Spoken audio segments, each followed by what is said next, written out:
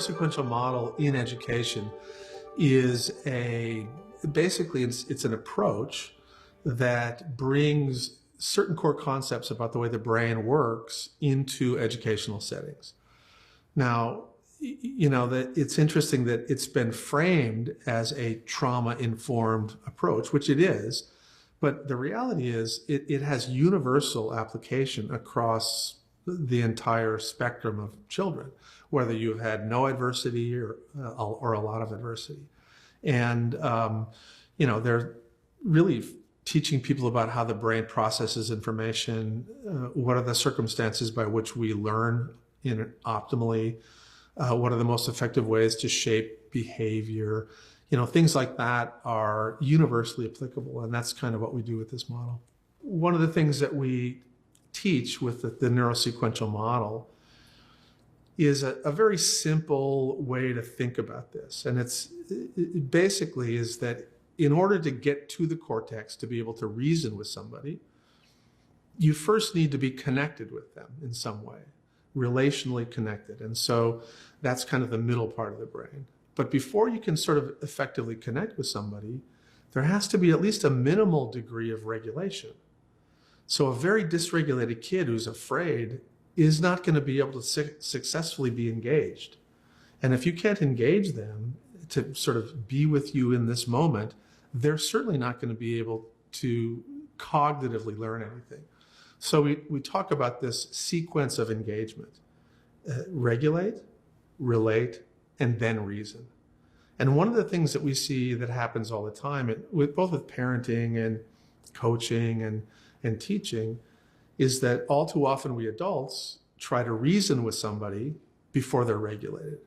And of course, that never really works. I mean, all of us, probably had the experience of somebody, coming up to us when we're sort of frustrated and saying, calm down.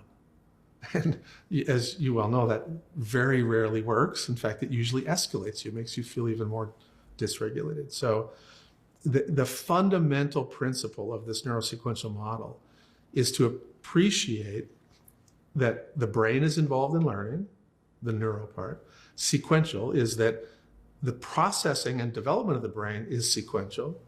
And then really the third part is that you have to adhere, you have to follow the rules. You have to follow the rules of the biological organization of the brain if you're going to be successful in parenting, teaching, coaching. I think one of the most important things that educators need to understand about the brain is the way the brain processes incoming information. And the reason that's so important is that the human brain is basically organized in a hierarchical way. So there's kind of a bottom part of the brain, a middle part, and then the top part. And the top part is an area we call the cortex. And I think most everybody's heard of that. And the cortex is the most uniquely human part of the brain. And all of the networks up in the cortex are the systems that help us learn language. They're responsible for sort of autobiographical memory. They're responsible for the ability to think about the future, to think about the past, and essentially every topic that an educator will teach has to get to systems in the cortex. And so really the job of the educator and the job of the coach and the job of the parent and the job of anybody who wants to sort of change the human part of the brain is to get to the cortex. Now, the dilemma is that when I talk with you, the sound waves are translated into pattern neuronal activity that go into lower parts of the brain. And then they get processed, and then they go to the middle part of the brain, and they get processed, and then they finally get to the top part of the brain. And so you don't automatically teach by having a really good thing in the teacher's cortex that immediately gets into the cortex of the child.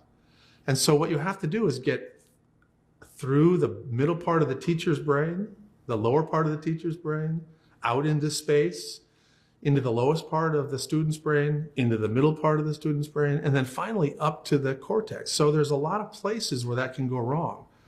And the reason educators need to understand a little bit about stress, distress, and trauma is that all of those things will interfere with that process in ways sometimes subtle, but sometimes in really extreme ways. You may have a child who comes into the classroom who's very well regulated. Their stress response system is completely normal. And what that means is when they're sitting and listening in a classroom that's predictable, consistent, the teacher's kind, and their cortex is open for business, which means that the teacher will successfully be able to get through sort of that, that obstacle course to get to the cortex. But if somebody has a history of trauma, the stress response system will be abnormally activated. And that will shut down the cortex so that even if you're a really good teacher, the incoming input, the words and the nonverbal cues and all of the things that you use to teach, they're going to get short-circuited on the way to the cortex. And that child will not learn as much.